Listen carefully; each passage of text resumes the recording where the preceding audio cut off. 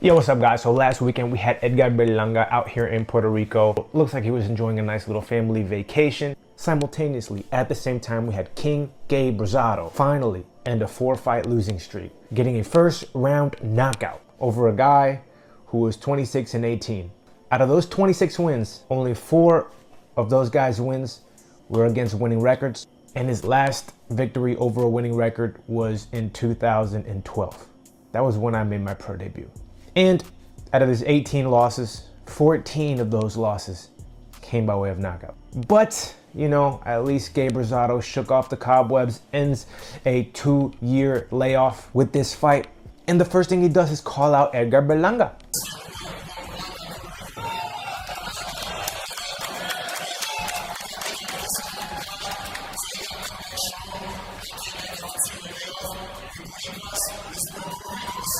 Edgar Berlanga, as we all know, the chosen one, just came off of a crushing defeat against Hamza Shiraz, which, you know, if you guys were paying attention to my channel, I called that shit a long time ago. Duh. Hamza Shiraz is elite. Gabe Rosado's closing in on 40 years old. He's 26 wins with 17 losses. Edgar Berlanga only has 1 defeat, and that was to Hamza Shiraz.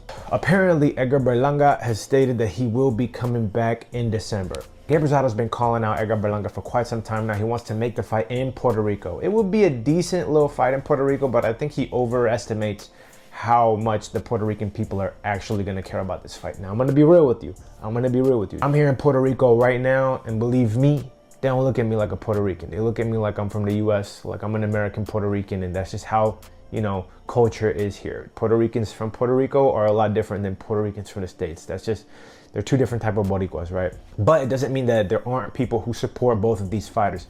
These guys are very exciting fighters, and they could produce really excellent fight. I think it's a perfect comeback fight for Edgar Berlanga. Gabe Rosado says he's going to take Edgar Berlanga to school. I feel that I could school him. I feel that I can just really take him to school. But is he really? What has Gabe Rosado done in the last 4 or 5 years that would make anybody think that? I think this is an excellent fight for Edgar Berlanga. Honestly, I don't see how Edgar Berlanga would lose that fight. I think he would dominate and actually detonate and destroy Gabe Rosado. Now, I'm not saying that he's better than Gabe Rosado. I'm just saying that he's better than the 40-year-old version of Gabe Rosado. No disrespect to Gabe, man. He's paved the way for a lot of, you know, Puerto Rican American fighters. He's done a lot of great things. He's shown a lot of heart. You know, he's a very exciting fighter, but he's comparable to Arturo Gatti. And Arturo Gatti was exciting, but he wasn't that good. Like, let's be realistic, he wasn't that good. And Arturo Gatti was still better than Gabe Rosado. Arturo Gatti was a legitimate world champion at one point. Gabe Rosado never did that.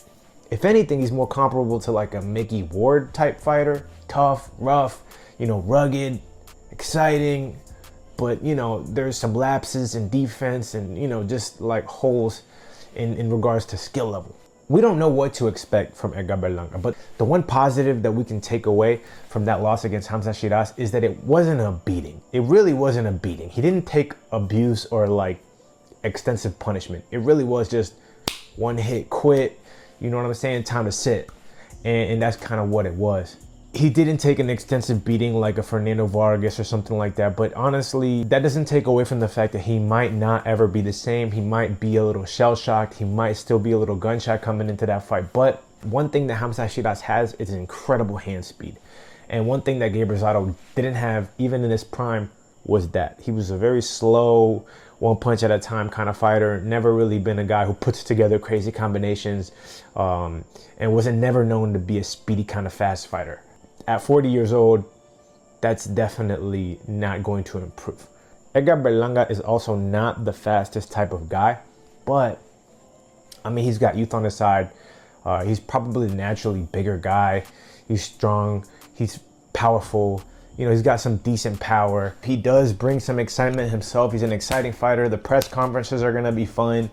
I know Edgar Berlanga supposedly has a date in December. Gabe Rosado did say that they offered him a date in October. I think he should take that fight. I don't think 1 round is enough to clear off 2 years of ring rust and then have to wait again in December to fight again at 40 years old. I just don't see how he's gonna fare well against Edgar Berlanga in that fight, just due to just Father Time. I think Father Time is undefeated, and I don't think the separation is that drastic like a Pacquiao, Keith Thurman, where you can get away with being 40 years old or 46 years old and still keep at that level. I just don't think Gabe Rosado was ever there.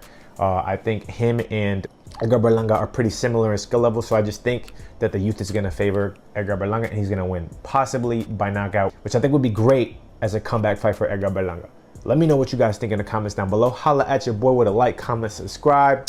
Lo quiero.